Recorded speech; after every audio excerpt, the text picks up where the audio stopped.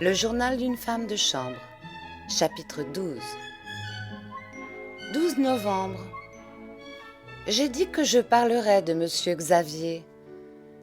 Le souvenir de ce gamin me poursuit, me trotte par la tête souvent.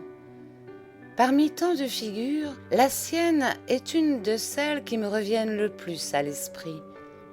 J'en ai parfois des regrets et parfois des colères. Il était tout de même joliment drôle et joliment vicieux, monsieur Xavier, avec sa figure chiffonnée, effrontée et toute blonde. Ah, la petite canaille, vrai, on peut dire de lui qu'il était de son époque. Un jour, je fus engagée chez Madame de Tarbes, rue de Varennes. Une chouette maison, un train élégant et de beaux gages. 100 francs par mois, blanchi et le vin et tout. Le matin que j'arrivais, bien contente, dans ma place, Madame me fit entrer dans son cabinet de toilette. Un cabinet de toilette épatant, tendu de soie crème, et Madame, une grande femme, extrêmement maquillée, trop blanche de peau, trop rouge de lèvres, trop blonde de cheveux, mais jolie encore, froufroutante, et une prestance, et un chic. Pour ça, il n'y avait rien à dire. Je possédais déjà un œil très sûr. Rien que de traverser rapidement un intérieur parisien, je savais en juger les habitudes, les mœurs. Et bien que les meubles mentent autant que les visages, il était rare que je me trompasse. Malgré l'apparence somptueuse et décente de celui-là, je sentis tout de suite la désorganisation d'existence, les liens rompus, l'intrigue, la hâte, la fièvre de vivre, la saleté intime cachée, pas assez cachée toutefois pour que je n'en découvrisse point l'odeur, toujours la même. Il y a aussi dans les premiers regards échangés entre les domestiques nouveaux et les anciens une espèce de signe maçonnique, spontané et involontaire le plus souvent, qui vous met aussitôt au courant de l'esprit général d'une maison. Comme dans toutes les autres professions, les domestiques sont très jaloux les uns des autres et ils se défendent férocement contre les intrusions nouvelles. Moi aussi, qui suis pourtant si facile à vivre, j'ai subi ces jalousies et ces haines, surtout de la part des femmes que ma gentillesse enrageait. Mais pour la raison contraire, les hommes, il faut que je leur rende cette justice, m'ont toujours bien accueilli. Dans le regard du valet de chambre qui m'avait ouvert la porte chez Madame de Tarbes, j'avais lu nettement ceci. C'est une drôle de boîte, des hauts et des bas, on n'y a guère de sécurité, mais on y rigole tout de même. Tu peux entrer, ma petite. En pénétrant dans le cabinet de toilette, j'étais donc préparée, dans la mesure de ces impressions vagues et sommaires, à quelque chose de particulier. Mais je dois en convenir, rien ne m'indiquait ce qui m'attendait réellement là-dedans. Madame écrivait des lettres, assise devant un bijou de petit bureau. Une grande peau d'astrakan blanc servait de tapis à la pièce. Sur les murs de soie crème, je fus frappée de voir des gravures du XVIIIe siècle, plus que libertines, presque obscènes, non loin des mots très anciens figurant des scènes religieuses. Dans une vitrine, une quantité de bijoux anciens, d'ivoire, de tabatières à miniatures, de petits sacs galants d'une fragilité délicieuse. Sur une table, des objets de toilette, très riches, or et argent. Un petit chien, Havane, clair, boule de poils soyeux et luisants, dormait sur la chaise longue entre deux coussins de soie mauve. Madame me dit « Célestine, n'est-ce pas ?»« Ah, je n'aime pas du tout ce nom. Je vous appellerai Mary, en anglais. Mary, vous vous souviendrez? Mary, oui, c'est plus convenable. » C'est dans l'ordre. Nous autres, nous n'avons même pas le droit d'avoir un nom à nous. Parce qu'il y a dans toutes les maisons des filles, des cousines, des chiennes, des perruches qui portent le même nom que nous. « Bien, madame, répondis-je. Savez-vous l'anglais, Mary? Non, madame, je l'ai déjà dit à madame. Ah, c'est vrai, je le regrette. Tournez-vous un peu, Mary, que je vous vois. Elle m'examina dans tous les sens, de face, de dos, de profil, murmurant de temps en temps « Allons, elle n'est pas mal, elle est assez bien. » Et brusquement « Dites-moi, Mary, êtes-vous bien faite, très bien faite ?» Cette question me surprit et me troubla. Je ne saisissais pas le lien qu'il y avait entre mon service dans la maison et la forme de mon corps. Mais sans attendre ma réponse, madame dit, se parlant à elle-même et promenant de la tête aux pieds sur toute ma personne son face à main, « Oui, elle a l'air assez bien faite. » Ensuite, s'adressant directement à moi avec un sourire satisfait, « Voyez-vous, Mary, m'expliqua-t-elle, je n'aime avoir auprès de moi que des femmes bien faites. C'est plus convenable. » Je n'étais pas au bout de mes étonnements. Continuant de m'examiner minutieusement, elle s'écria tout d'un coup « Oh, vos cheveux!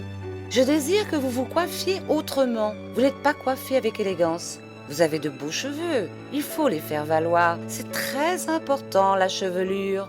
Tenez, comme ça, dans ce goût-là. » Elle m'ébouriffa un peu les cheveux sur le front, répétant « Dans ce goût-là, elle est charmante. Regardez, Mary, vous êtes charmante. C'est plus convenable. » Et pendant qu'elle me tapotait les cheveux, je me demandais si madame n'était point un peu loufoque ou si elle n'avait point de passion contre nature. Vrai, il n'eût plus manqué que cela. Quand elle eut fini, contente de mes cheveux, elle m'interrogea. « Est-ce là votre plus belle robe ?»« Oui, madame. »« Elle n'est pas bien, votre plus belle robe. Je vous en donnerai des miennes, que vous arrangerez. Et vos dessous ?» Elle souleva ma jupe et la retroussa légèrement. « Oui, je vois, » fit-elle. « Ce n'est pas ça du tout. Et votre linge, est-il convenable ?» Agacée par cette inspection violatrice, je répondis d'une voix sèche. « Je ne sais pas ce que madame veut dire par convenable. Montrez-moi votre linge. Allez me chercher votre linge et marchez un peu. Encore, revenez, retournez. » Elle marche bien, elle a du chic. Dès qu'elle vit mon linge, elle fit une grimace. « Oh, cette toile, ces bas, ces chemises, quelle horreur! Et ce corset! Je ne veux pas voir ça chez moi. Je ne veux pas que vous portiez ça chez moi. Tenez, Mary, aidez-moi. » Elle ouvrit une armoire de laque rose, tira un grand tiroir qui était plein de chiffons odorants et dont elle vida le contenu pêle-mêle sur le tapis. « Prenez ça, Mary, prenez tout ça. Vous verrez, il y a des points à refaire, des arrangements, de petits raccommodages, vous les ferez. Prenez tout ça, il y a un peu de tout. Il y a de quoi vous monter une jolie garde-robe, un trousseau convenable. Prenez tout ça. » Il y avait de tout, en effet, des corsets de soie, des bas de soie, des chemises de soie et de fines battistes, des amours de pantalons, de délicieuses gorgerettes, des jupons fanfreluches, une odeur forte, une odeur de peau d'Espagne, de frangipane, de femme soignée, une odeur d'amour, enfin, se levait de ces chiffons amoncelés dont les couleurs tendres, effacées ou violentes, chatoyaient sur le tapis comme une corbeille de fleurs dans un jardin. Je n'en revenais pas. Je demeurais toute bête, contente et gênée à la fois devant ces tas d'étoffes roses, mauves, jaunes, rouges, où restaient encore des bouts de ruban au ton plus vif, des morceaux de dentelle délicate. Et madame remuait ses défroques toujours jolies, ses dessous à peine passés, me les montrait, me les choisissait, en me faisant des recommandations, en m'indiquant ses préférences. J'aime que les femmes qui me servent soient coquettes, élégantes, qu'elles sentent bon. Vous êtes brune. Voici un jupon rouge qui vous ira à merveille. D'ailleurs, tout vous ira très bien. Prenez tout. J'étais dans un état de stupéfaction profonde. Je ne savais que faire, je ne savais que dire. Machinalement, je répétais « Merci, madame. Que madame est bonne. Merci, madame. Mais madame ne laissait pas à mes réflexions le temps de se préciser. Elle parlait, tour à tour familière, impudique, maternelle, maquerelle, et si étrange. C'est comme la propreté, Mary, les soins du corps, les toilettes secrètes. Ah, j'y tiens par-dessus tout. Sur ce chapitre, je suis exigeante, jusqu'à la manie. Elle entra dans des détails intimes, insistant toujours sur ce mot « convenable » qui revenait sans cesse sur ses lèvres à propos de choses qui ne l'étaient guère. Du moins, il me le semblait. Comme nous terminions le tri des chiffons, elle me dit « Une femme, n'importe quelle femme, doit être toujours bien tenue. Du reste, Mary, vous ferez comme je fais. C'est un point capital. Vous prendrez un bain demain. Je vous indiquerai... » Ensuite, madame me montra sa chambre, ses armoires, ses penderies, la place de chaque chose, me mit au courant du service, avec des réflexions qui me paraissaient drôles et pas naturelles. « Maintenant, dit-elle, allons chez monsieur Xavier. Vous ferez aussi le service de monsieur Xavier. C'est mon fils, Mary. »« Bien, madame. » La chambre de monsieur Xavier était située à l'autre bout du vaste appartement. Une coquette chambre, tendue de draps bleus relevés de passementeries jaunes. Au mur, des gravures anglaises en couleurs représentant des sujets de chasse, de course, des attelages, des châteaux. Un porte-canne tenait le milieu d'un panneau, véritable panoplie de cannes avec un corps de chasse au milieu, flanqué de 2 trompettes de mailles entrecroisées. Sur la cheminée, entre beaucoup de bibelots, de boîtes de cigares, de pipes, une photographie de joli garçon, tout jeune, sans barbe encore, physionomie insolente de gommeux précoce, grâce douteuse de fille, et qui me plut. « C'est monsieur Xavier, » présenta madame. Je ne pus m'empêcher de m'écrier, avec trop de chaleur sans doute. « Oh, qu'il est beau garçon !»« Eh bien, Mary, » fit madame. Je vis que mon exclamation ne l'avait pas fâchée, car elle avait souri. « Monsieur Xavier est comme tous les jeunes gens, me dit-elle. Il n'a pas beaucoup d'ordre. Il faudra que vous en ayez pour lui et que sa chambre soit parfaitement tenue. Vous entrerez chez lui tous les matins à 9 heures. Vous lui porterez son thé à 9 heures, vous entendez, Mary ? Quelquefois, monsieur Xavier rentre tard. Il vous recevra peut-être mal, mais ça ne fait rien. Un jeune homme doit être réveillé à 9 heures. Elle me montra où l'on mettait le linge de monsieur Xavier, ses cravates, ses chaussures, accompagnant chaque détail d'un « Mon fils est un peu vif, mais c'est un charmant enfant » ou bien « Savez-vous plier les pantalons ? Oh, monsieur Xavier tient à ses pantalons par-dessus tout. » Quant au chapeau, il fut convenu que je n'avais pas à m'en occuper et que c'était le valet de chambre à qui appartenait la gloire de leur donner le coup de fer quotidien. Je trouvais extrêmement bizarre que dans une maison où il y avait un valet de chambre, ce fût moi que madame chargea du service de monsieur Xavier. C'est rigolo, mais ce n'est peut-être pas très convenable, me dis-je, parodiant le mot que répétait constamment ma maîtresse à propos de n'importe quoi. Il est vrai que tout me paraissait bizarre dans cette bizarre maison. Le soir, à l'office, j'appris bien des choses. « Une boîte extraordinaire, me dit-on. Ça étonne d'abord et puis on s'y fait. Des fois, il n'y a pas un sou dans toute la maison. Alors, madame va, vient, court, repart et rentre, nerveuse, exténuée, des gros mots plein la bouche. Monsieur, lui, ne quitte pas le téléphone. Il crie, menace, supplie, fait le diable dans l'appareil. Et les huissiers. Souvent, il est arrivé que le maître d'hôtel fut obligé de donner de sa poche des acomptes à des fournisseurs furieux qui ne voulaient plus rien livrer.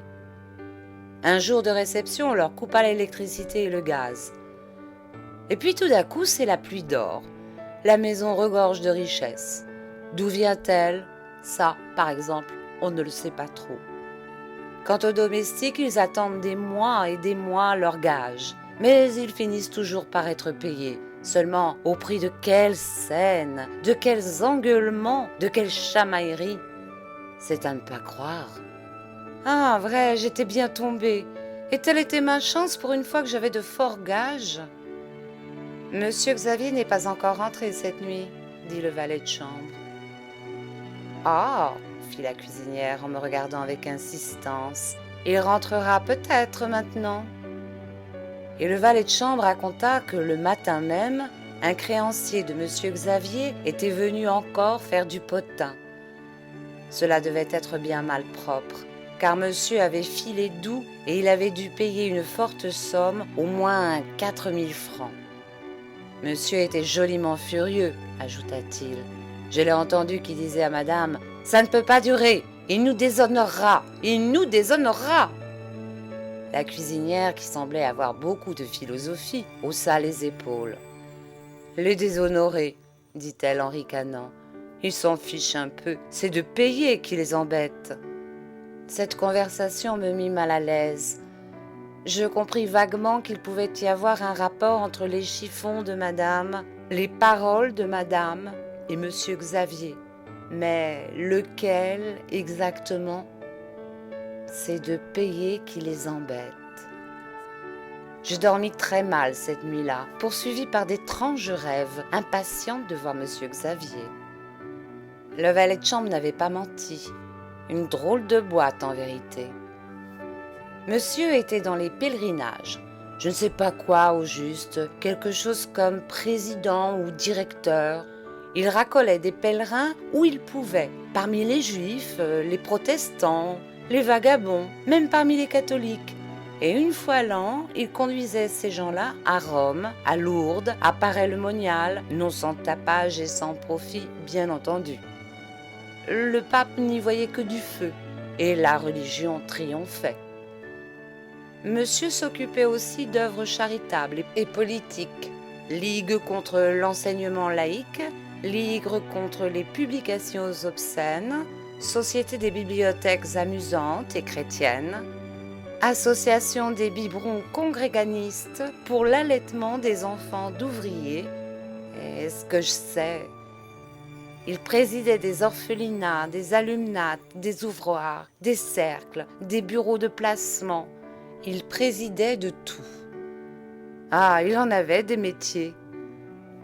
C'était un petit bonhomme rondelet, très vif, très soigné, très rasé, dont les manières à la fois doucereuses et cyniques étaient celles d'un prêtre malin et rigolo. On parlait de lui et de ses œuvres dans les journaux quelquefois. Naturellement, les uns exaltaient ses vertus humanitaires et sa haute sainteté d'apôtre, les autres le traitaient de vieille fripouille et de sale canaille. À l'office, nous nous amusions beaucoup de ces querelles, quoique ce soit assez chic et flatteur de servir des maîtres dont on parle dans les journaux. Toutes les semaines, monsieur donnait un grand dîner suivi d'une grande réception où venaient des célébrités de toutes sortes, des académiciens, des sénateurs réactionnaires, des députés catholiques, des curés protestataires, des moines intrigants, des archevêques. Il y en avait un surtout qu'on soignait d'une façon spéciale, un très vieil assomptionniste, le père je ne sais qui, bonhomme paplard et venimeux qui disait toujours des méchancetés avec des airs contrits et dévots. Et partout, dans chaque pièce, il y avait des portraits du pape. Ah, il a dû en voir de raides dans cette maison, le Saint-Père. Moi, il ne me revenait pas, monsieur. Il faisait trop de choses, il aimait trop de gens. Encore ignorait-on la moitié des choses qu'il faisait et des gens qu'il aimait. Sûrement, c'était un vieux farceur. Le lendemain de mon arrivée, comme je l'aidais dans l'antichambre à endosser son pardessus, « Est-ce que vous êtes de ma société ?» me demanda-t-il. « La société des servantes de Jésus. »« Non, monsieur. Il faut en être. C'est indispensable. Je vais vous inscrire. »« Merci, monsieur. Puis-je demander à monsieur ce que c'est que cette société ? » Une société admirable qui recueille et éduque chrétiennement les filles mères. Mais monsieur, je ne suis pas une fille mère. Ça ne fait rien. Il y a aussi les femmes qui sortent de prison. Il y a les prostituées repenties. Il y a un peu de tout. Je vais vous inscrire. Il retira de sa poche des journaux soigneusement pliés et me les tendit. Cachez ça. Lisez ça quand vous serez seul. C'est très curieux. Et il me prit le menton, disant avec un léger claquement de langue: « Eh, mais elle est drôlette, cette petite. Elle est, ma foi, très drôlette. » Quand monsieur fut parti, je regardais les journaux qu'il m'avait laissés. C'était Le Fin de siècle, Le Rigolo, Les petites femmes de Paris. Des saletés, quoi. Ah, les bourgeois! Quelle comédie éternelle! J'en ai vu et des plus différents. Ils sont tous pareils. Ainsi, j'ai servi chez un député républicain. Celui-là passait son temps à déblatérer contre les prêtres. Un crâneur, fallait voir. Il ne voulait pas entendre parler de la religion, du pape, des bonnes sœurs. Si on l'avait écouté, on eût renversé toutes les églises, fait sauter tous les couvents. Eh bien, le dimanche, il allait à la messe, en cachette, dans des paroisses éloignées. Au moindre bobo, il faisait appeler les curés et tous ses enfants étaient élevés chez les jésuites. Jamais il ne consentit à revoir son frère qui avait refusé de se marier à l'église. Tous hypocrites, tous lâches, tous dégoûtants, chacun dans leur genre. Madame de Tarbes avait des œuvres, elle aussi. Elle aussi présidait des comités religieux, des sociétés de bienfaisance, organisait des ventes de charité. C'est-à-dire qu'elle n'était jamais chez elle. Et la maison allait comme elle pouvait. Très souvent, madame rentrait en retard, venant de Diable-c'est-Doux par exemple, ses dessous défaits, le corps tout imprégné d'une odeur qui n'était pas la sienne. Ah, je les connaissais, ces rentrées-là. Elle m'avait tout de suite appris le genre d'œuvre auquel se livrait madame et qu'il se passait de drôles de micmacs dans ses comités. Mais elle était gentille avec moi. Jamais un mot brusque, jamais un reproche. Au contraire, elle se montrait familière, presque camarade, au point que parfois, oubliant elle sa dignité et moi mon respect, nous disions ensemble des bêtises et de raides. Elle me donnait des conseils pour l'arrangement de mes petites affaires, encourageait mes goûts de coquetterie, m'inondait de glycérine, de peau d'Espagne, m'enduisait les bras de cold cream, me saupoudrait de poudre de riz. Et durant ces opérations, elle répétait: « Voyez-vous, Mary, il faut qu'une femme soit bien tenue, qu'elle ait la peau blanche et douce. Vous avez une jolie figure, il faut savoir l'entourer. Vous avez un très beau buste, il faut le faire valoir. Vos jambes sont superbes, il faut pouvoir les montrer. C'est plus convenable. » J'étais contente. Pourtant, au fond de moi, une inquiétude, d'obscurs soupçons demeuraient. Je ne pouvais oublier les histoires surprenantes que l'on me racontait à l'office. Quand j'y faisais l'éloge de madame et que j'énumérais ses bontés pour moi, « Oui, oui, disait la cuisinière, allez toujours, c'est la fin qu'il faut voir. Ce qu'elle veut, c'est que vous couchiez avec son fils pour que cela le retienne davantage à la maison et que cela leur coûte moins d'argent à ses grigous. Elle a déjà essayé avec d'autres, allez. Elle a même attiré des amis chez elle, des femmes mariées, des jeunes filles. Oui, des jeunes filles. La salope. Seulement, monsieur Xavier n'y coupe pas. Il aime mieux les cocottes, cet enfant. Vous verrez, vous verrez. » Et elle ajoutait avec une sorte de regret haineux: « Moi, à votre place, ce que je les ferais casquer, je me gênerais peut-être. » Ces paroles me rendaient un peu honteuse vis-à-vis des camarades de l'office. Mais pour me rassurer, j'aimais mieux croire que la cuisinière fût jalouse de l'évidente préférence que madame me marquait. J'allais tous les matins à 9h ouvrir les rideaux et porter le thé chez monsieur Xavier. C'est drôle. J'entrais toujours dans sa chambre avec un battement au cœur, une forte appréhension. Il fut longtemps sans faire attention à moi. Je tournais de ci, je tournais de là, préparais ses affaires, sa toilette, m'efforçant à paraître gentille et dans tout mon avantage.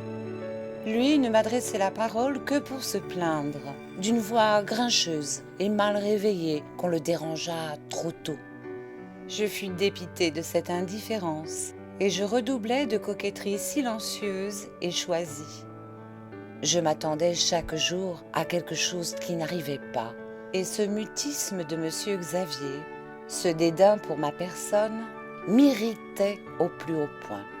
Qu'aurais-je fait si cela que j'attendais fût arrivé? Je ne me le demandais pas. Ce que je voulais, c'est que cela arrivât. Monsieur Xavier était réellement un très joli garçon, plus joli encore que ne le montrait sa photographie. Une légère moustache blonde, 2 petits arcs d'or dessinaient mieux que sur son portrait ses lèvres dont la pulpe rouge et charnue appelait le baiser. Ses yeux d'un bleu clair, pailletés de jaune, avaient une fascination étrange. Ses mouvements, une indolence, une grâce lasse et cruelle de fille ou de jeune fauve. Il était grand, élancé, très souple, d'une élégance ultra-moderne, d'une séduction puissante par tout ce qu'on sentait en lui de cynique et de corrompu. Outre qu'il m'avait plu dès le premier jour, et que je le désirais pour lui-même, sa résistance, ou plutôt son indifférence, fit que ce désir devint bien vite plus que du désir, de l'amour. Un matin, je trouvai M. Xavier réveillé, hors du lit, les jambes nues. Il avait, je me souviens, une chemise de soie blanche à pois bleus. Un de ses talons portant sur le rebord du lit, l'autre posé sur le tapis, il en résultait une attitude entièrement révélatrice, qui n'était pas des plus décentes. Pudiquement, je voulus me retirer, mais il me rappela. « Eh bien quoi? Entre donc! Est-ce que je te fais peur? Tu n'as donc jamais vu un homme ?» Il ramena sur son genou levé un pan de sa chemise, et les 2 mains croisées sur sa jambe, le corps balancé, il m'examina longuement, effrontément, pendant que, avec des mouvements harmonieux et lents et rougissant un peu, je déposais le plateau sur la petite table près de la cheminée. Et comme s'il me voyait réellement pour la première fois, « Mais tu es une très chic fille, me dit-il. Depuis combien de temps es-tu donc ici ? » Depuis 3 semaines, monsieur. Ça, c'est épatant. Qu'est-ce qui est épatant, monsieur ? Ce qui est épatant, c'est que je n'ai pas encore remarqué que tu fusses une si belle fille. Il étira ses 2 jambes, les allongea vers le tapis, se donna une claque sur les cuisses qu'il avait blanches et rondes et aussi blanches que des cuisses de femme. « Viens ici, fit-il. » Je m'approchai, un peu tremblante. Sans une parole, il me prit par la taille, me renifla, me força à m'asseoir près de lui sur le rebord du lit. « Oh, monsieur Xavier !» soupirai-je en me débattant mollement. « Finissez, je vous en prie, si vos parents vous voyaient. » Mais il se mit à rire. « Mes parents ? Oh, tu sais, mes parents, j'en ai soupé. » C'était un mot qu'il avait comme ça. Quand on lui demandait quelque chose, il répondait « j'en ai soupé ». Et il avait soupé de tout. Afin de retarder un peu le moment de la suprême attaque, car ses mains sur mon corsage devenaient impatientes, envahissantes, je questionnais. « Il y a quelque chose qui m'intrigue, monsieur Xavier. Comment se fait-il qu'on ne vous voit jamais au dîner de madame ? » « Tu ne voudrais pas, mon chou ? Ah non, tu sais, il me rase les dîners de madame. » « Et comment se fait-il, insistai-je, que votre chambre soit la seule pièce de la maison où il n'y ait pas le portrait du pape ?» Cette observation le flatta. Il répondit « Mais mon petit bébé, je suis anarchiste, moi. La religion, les jésuites, les curés. Ah non, je les ai assez vus. J'en ai soupé. Une société composée de gens comme papa et comme maman, Tu sais, n'en faut plus. Maintenant, je me sentais à l'aise avec monsieur Xavier, en qui je retrouvais, avec les mêmes vices, l'accent traînant des voyous de Paris. Il me semblait que je le connaissais depuis des années et des années. À son tour, il m'interrogea. « Dis-moi, est-ce que tu marches avec papa ?»« Votre père ?» m'écriai-je, simulant d'être scandalisé. « Oh, monsieur Xavier, un si saint homme !» Son rire redoubla, éclata tout à fait.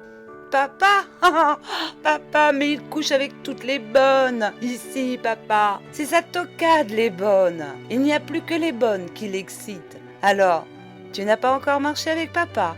Tu m'épates. » « Oh non, répliquai-je, riant moi aussi. Seulement il m'apporte fin du siècle, le rigolo, et les petites femmes de Paris. » Cela le mit en délire de joie, et pouffant davantage. « Papa !» s'écria-t-il. « Non, il est épatant, papa !» Élancé désormais, il débita sur un ton comique. « C'est comme maman. Hier, elle m'a encore fait une scène. Je la déshonore, elle et papa. Ainsi tu crois? Et la religion, et la société, et tout, c'est tordant. Alors je lui ai déclaré, ma petite mère chérie, c'est entendu, je me rangerai le jour où tu auras renoncé à avoir des amants. Tapé, hein? Ça l'a fait taire. Oh non, tu sais, ils m'assomment mes auteurs. J'en ai soupé de leurs histoires. À propos, tu connais bien Fumeau? Non, monsieur Xavier. Mais si, Antine Fumeau.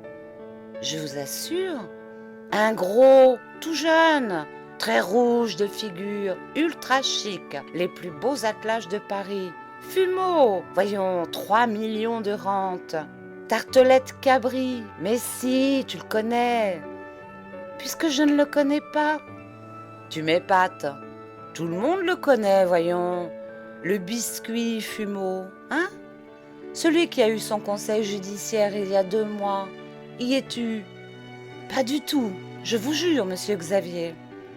N'importe, petite dinde.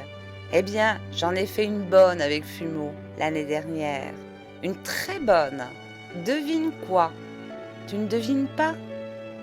Comment voulez-vous que je devine puisque je ne le connais pas? Eh bien voilà, mon petit bébé. Fumeau, je l'ai mis avec ma mère. Parole! C'était trouvé, hein? Et le plus drôle, c'est que maman, en 2 mois, a fait casquer Fumeau de 300 000 balles. Et papa, donc, pour ses œuvres. Ah, ils ont le truc, ils la connaissent. Sans ça, la maison sautait. On était à bout de dettes. Les curés eux-mêmes ne voulaient plus rien savoir. Qu'est-ce que tu dis de ça, toi? Je dis, monsieur Xavier, que vous avez une drôle de façon de traiter la famille. Que veux-tu, mon chou? Je suis anarchiste, moi. La famille, j'en ai soupé. Pendant ce temps-là, il avait dégrafé mon corsage, un ancien corsage de madame qui me essayait à ravir. « Oh, monsieur Xavier, vous êtes une petite canaille, c'est très mal. » J'essayais, pour la forme, de me défendre. Tout d'un coup, il mit doucement sa main sur ma bouche.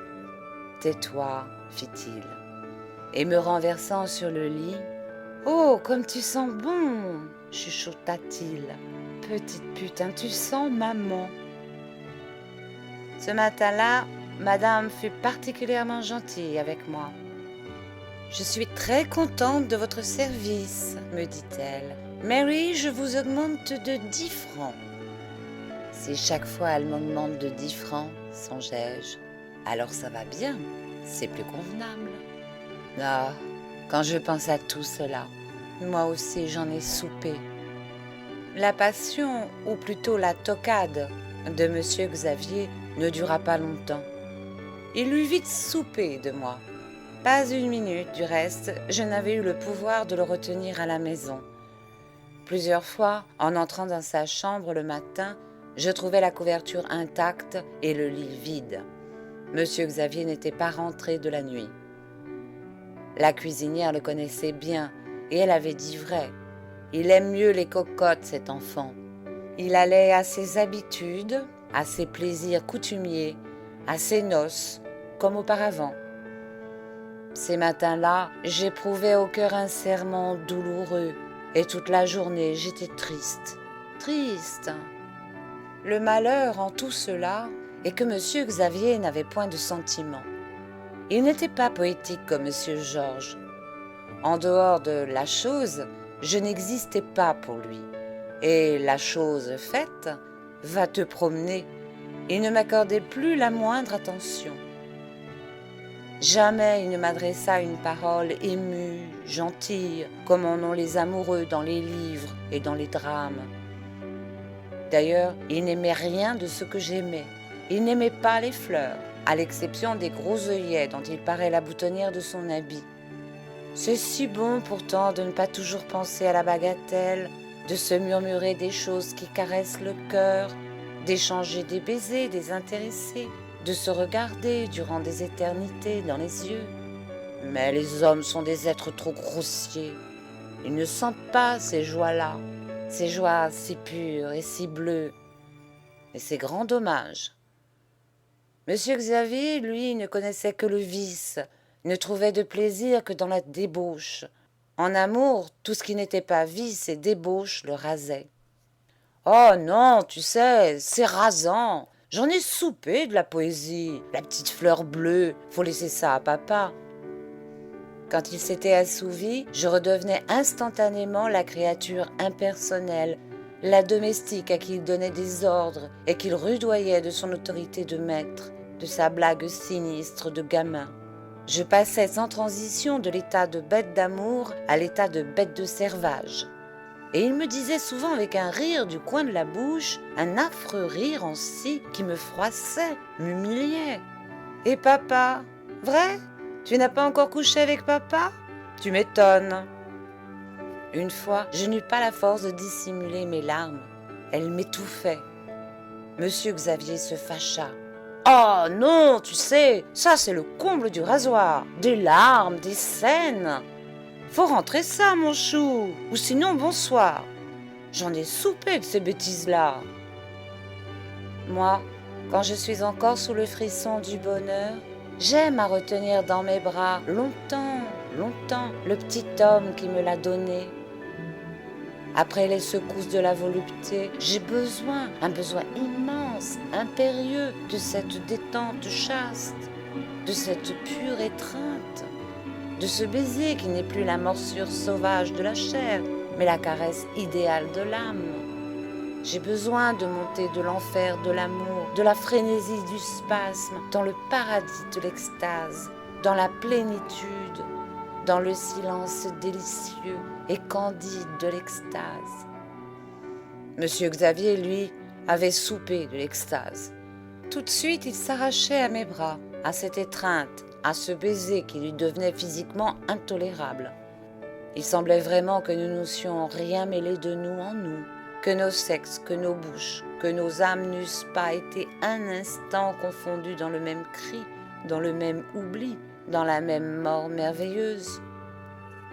Et voulant le retenir sur ma poitrine, entre mes jambes, nerveusement nouées aux siennes, il se dégageait, me repoussait brutalement, sautait du lit. « Oh non, tu sais, elle est mauvaise !» Et il allumait une cigarette.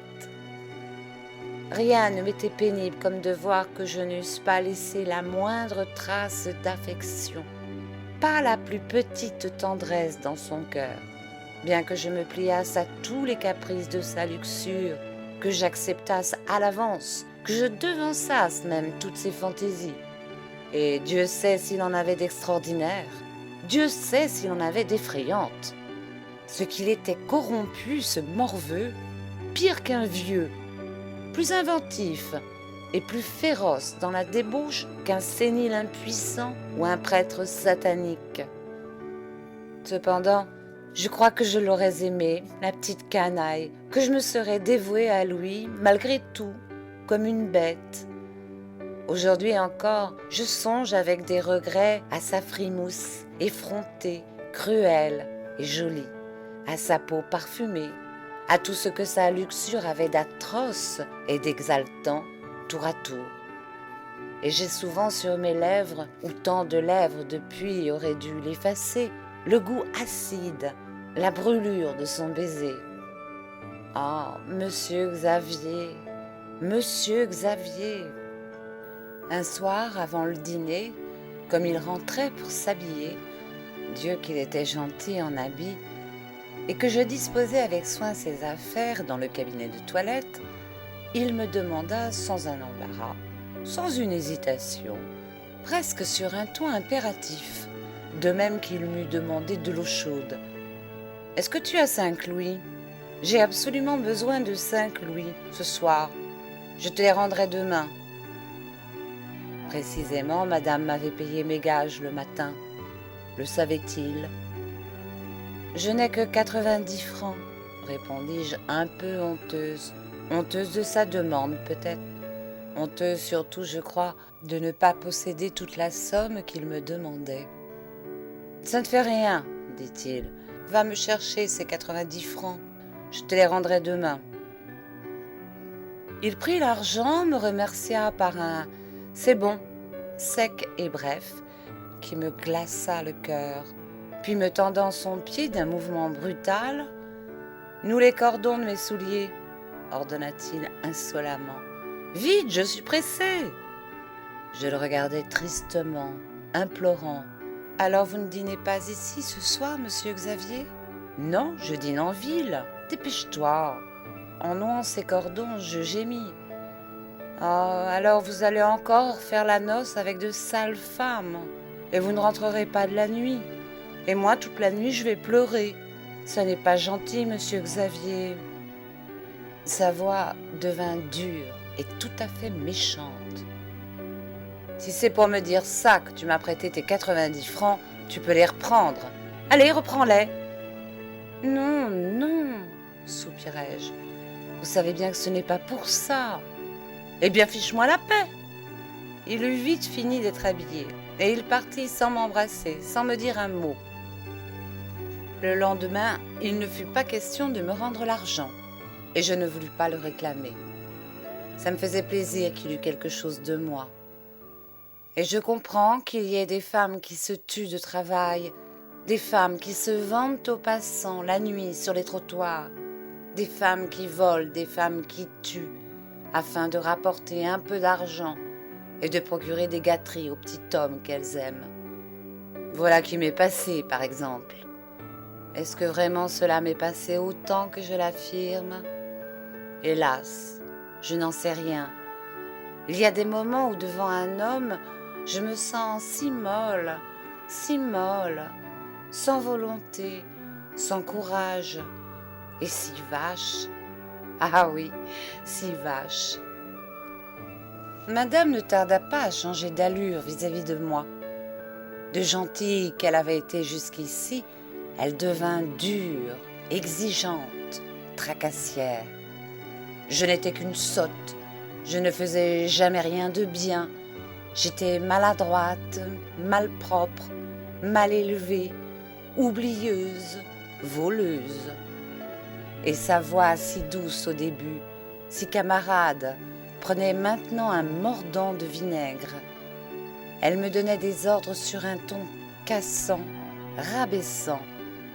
Fini les séances de chiffonnage, de cold cream, de poudre de riz, et les confidences secrètes, et les recommandations intimes, gênantes au point que les premiers jours, je m'étais demandé, et que je me demande encore, si madame n'était point pour femme.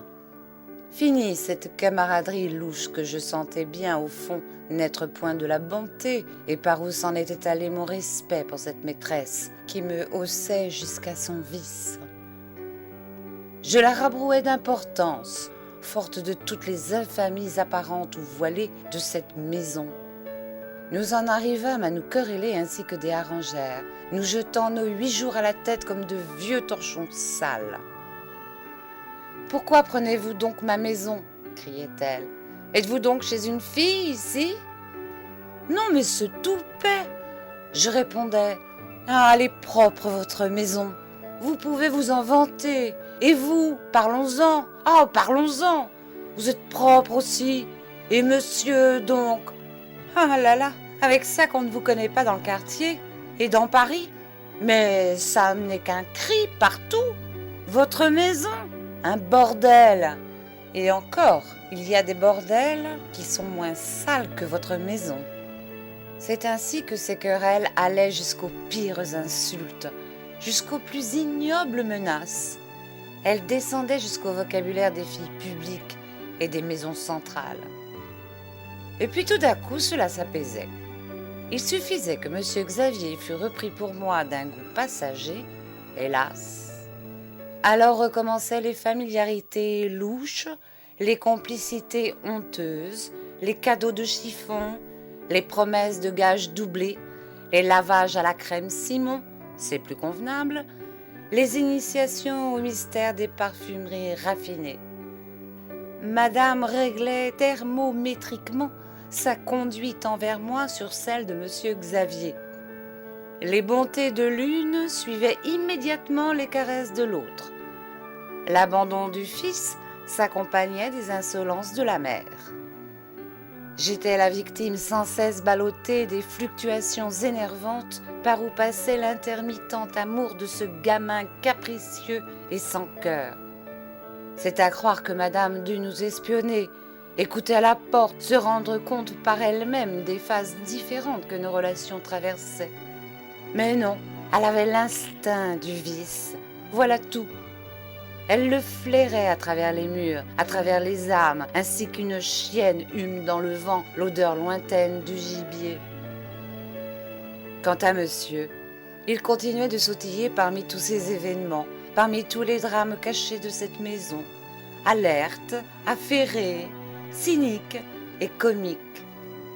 Le matin, il disparaissait avec sa figure de petit faune rose et rasé, ses dossiers, ses serviettes bourrées de brochures pieuses et d'obscènes journaux. Le soir, il réapparaissait, cravaté de respectabilité, bardé de socialisme chrétien, la démarche un peu plus lente, le geste un peu plus onctueux, le dos légèrement voûté, sans doute sous le poids des bonnes œuvres accomplies dans la journée. Régulièrement, le vendredi, c'était toujours, presque sans variante, la même scène burlesque. « Qu'est-ce qu'il y a là-dedans » faisait-il en me montrant sa serviette. « Des cochonneries » répondais-je en riant. « Mais non, des gaudrioles !» Et il me les distribuait, attendant pour se déclarer que je fusse à point et se contentant de me sourire d'un air complice, de me caresser le menton, de me dire en passant sa langue sur ses lèvres « Hé hé, elle est très drôlette, cette petite !» Sans décourager monsieur, je m'amusais de son manège et je me promettais bien de saisir l'occasion éclatante et prochaine de le remettre vivement à sa place. Un après-midi, je fus très surprise de le voir entrer dans la lingerie où j'étais seule à rêvasser tristement sur mon ouvrage. Le matin, j'avais eu avec M. Xavier une scène pénible et l'impression n'en était pas encore effacée. Monsieur referma la porte doucement, déposa sa serviette sur la grande table près d'une pile de draps et venant à moi, il me prit les mains, les tapota. Sous la paupière battante, son œil virait comme celui d'une vieille poule accoufflée dans le soleil. Il était à mourir de rire. « Célestine, dit-il, moi j'aime mieux vous appeler Célestine. Cela ne vous froisse pas. » J'avais beaucoup de peine à ne pas éclater. « Mais non, monsieur, répondis-je en me tenant sur la défensive. Eh bien, Célestine, je vous trouve charmante, voilà. »« Vrai, monsieur ? » ?»« Adorable même, adorable, adorable. » »« Oh, monsieur !» Ses doigts avaient quitté ma main. Ils remontaient le long de mon corsage, chargés de désir, et de là, ils me caressaient le cou, le menton, la nuque, de petits attouchements gras, mous et pianoteurs. « Adorable, adorable !» soufflait-il. Il voulut m'embrasser, je me reculai un peu pour éviter ce baiser. « Restez, Célestine, je vous en prie, je t'en prie. Cela ne t'ennuie pas que je te tutoie. »« Non, monsieur, cela m'étonne. »« Cela t'étonne. petite coquine, cela t'étonne. Oh, tu ne me connais pas. » Il n'avait plus la voix sèche. Une bave menue moussait à ses lèvres. « Écoute-moi, Célestine, la semaine prochaine, je vais à Lourdes. Oui, j'emmène à Lourdes un pèlerinage. Veux-tu venir à Lourdes? J'ai un moyen de t'emmener à Lourdes. Veux-tu venir? On ne s'apercevra de rien. Tu resteras à l'hôtel, tu te promèneras, tu feras ce que tu voudras. Moi, le soir, j'irai te retrouver dans ta chambre, dans ton lit, petite coquine. Ah, tu ne me connais pas, tu ne sais pas tout ce que je suis capable de faire. Avec l'expérience d'un vieillard, j'ai les ardeurs d'un jeune homme. Tu verras, tu verras. Oh, tes grands yeux polissons. » Ce qui me stupéfiait, ce n'était pas la proposition en elle-même. Je l'attendais depuis longtemps. C'était la forme imprévue que monsieur lui donnait. Pourtant, je gardais tout mon sang-froid, et désireuse d'humilier ce vieux paillard, de lui montrer que je n'avais pas été la dupe des sales calculs de madame et des siens, je lui cinglai en pleine figure ces mots. « Et monsieur Xavier, dites donc, il me semble que vous oubliez monsieur Xavier. Qu'est-ce qu'il fera, lui, pendant que nous rigolerons à Lourdes aux frais de la chrétienté ?» Une lueur trouble, oblique, un regard de fauve surpris s'alluma dans les ténèbres de ses yeux. Il balbutia « Monsieur Xavier ? Eh oui ! Pourquoi me parlez-vous de monsieur Xavier ? Il ne s'agit pas de monsieur Xavier. Monsieur Xavier n'a rien à faire ici. » Je redoublai d'insolence. « Votre parole ? Non, mais ne faites donc pas le malin. Suis-je gagé, oui ou non, pour coucher avec monsieur Xavier ? Oui, n'est-ce pas ? Eh bien, je couche avec lui. Mais vous ? Oh non, ça n'est pas dans les conventions. Et puis vous savez, mon petit père, vous n'êtes pas mon type. » Et je lui éclatai de rire au visage. Il devint pourpre, ses yeux flambèrent de colère. Mais il ne crut pas prudent d'engager une discussion pour laquelle j'étais terriblement armée. Il ramassa avec précipitation sa serviette et s'esquiva, poursuivi par mes rires. Le lendemain, à propos de rien, monsieur m'adressa une observation grossière. Je m'emportai. Madame survint. Je devins folle de colère. La scène qui se passa entre nous trois fut tellement effrayante, tellement ignoble, que je renonce à la décrire. Je leur reprochais en termes intraduisibles toutes leurs saletés, toutes leurs infamies. Je leur réclamais l'argent prêté à monsieur Xavier. Ils écumaient. Je saisis un coussin et le lançai violemment à la tête de monsieur. « Allez-vous-en, sortez d'ici tout de suite, tout de suite !» hurlait madame, qui menaçait de me déchirer le visage avec ses ongles. « Je vous raye de ma société, vous ne faites plus partie de ma société, fille perdue, prostituée !» vociférait monsieur en bourrant de coups de poing sa serviette. Finalement, madame me retint mes 8 jours, refusa de payer les 90 francs de monsieur Xavier, m'obligea à lui rendre toutes les frusques qu'elle m'avait données. « Vous êtes tous des voleurs !» criai-je. « Vous êtes tous des maquereaux !» Et je m'en allais en les menaçant du commissaire de police et du juge de paix. « Ah, c'est du potin que vous voulez ? Eh bien, allons-y, tas de fripouilles !» Hélas, le commissaire de police prétendit que cela ne le regardait pas. Le juge de paix m'engagea à étouffer l'affaire. Il expliqua « D'abord, mademoiselle, on ne vous croira pas. Et c'est juste, remarquez bien. Que deviendrait la société si un domestique pouvait avoir raison d'un maître ? Il n'y aurait plus de société, mademoiselle. Ce serait l'anarchie. » Je consultai un avoué. Il me demanda 200 francs. J'écrivis à monsieur Xavier. Il ne me répondit pas. Alors je fis le compte de mes ressources. Il me restait 3 francs 50 et le pavé de la rue.